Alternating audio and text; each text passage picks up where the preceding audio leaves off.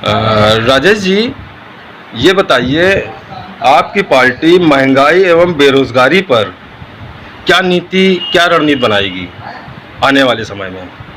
महंगाई और बेरोजगारी इस सरकार की सबसे बड़ी उपज है और सबसे बड़ा गिफ्ट है। भारतीय जनता पार्टी की सरकार ने अगर प्रदेश और देश को कोई गिफ्ट दिया है तो महंगाई और बेरोजगारी दी है।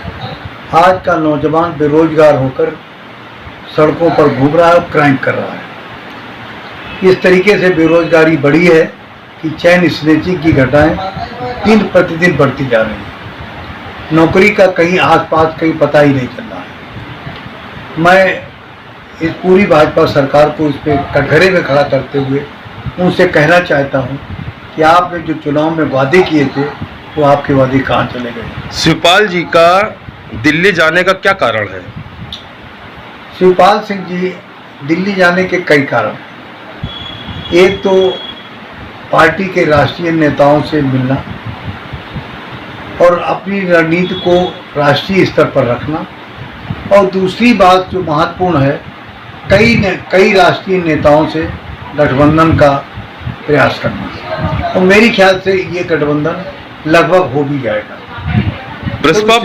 क्योंकि शिवपाल सिंह यादव एक ऐसे नेता है जिनसे हर दल, और विशेषकर जिनको आप कह रहे हैं तो छोटे छोटे दलों, यही उत्तर प्रदेश ही नहीं, बिहार में और कई दक्षिण में भी कई लोग हैं जो शिवपाल के खेमे में आना चाहते हैं।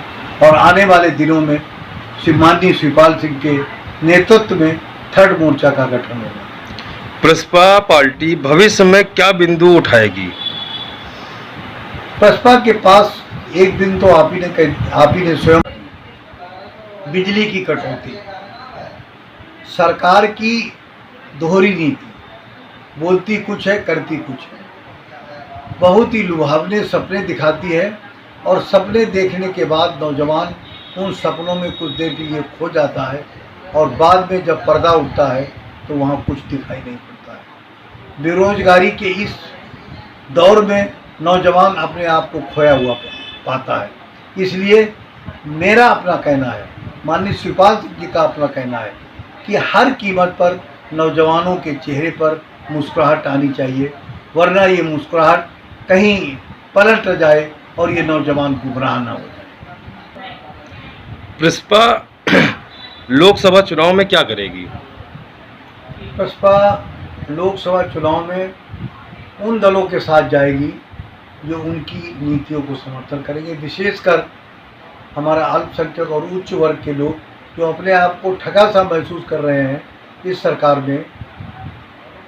जो हमारी पार्टी उस पार्टी को समर्थन करेगी जो पिछड़ा वर्ग, विशेषकर जो अपर क्लास की विशेष जातियां हैं उनका, और अल्पसंख्यकों की ओर ध्यान देगी, ध्यान से काम करेगी। प्रसपा और हमारे नेता शिवपाल सिंह यादव जी उनका साथ देंगे। और अंत में मैं एक बात और कहना चाहता हूँ।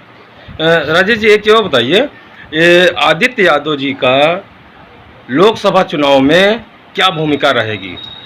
आदित्य यादव एक ऐसे नेता हैं, भोले भाले नेता हैं, और जो जमीन से जुड़े हुए नेता हैं। उनका व्यक्तित्व तो ऐसा है कि अगर जब वो बोलते हैं तो उनकी लोग आकर्षण करते हैं। उनके अंदर अगड़े पिछड़े और अल्पसंख्यकों को जोड़ने की अपार शक्ति है।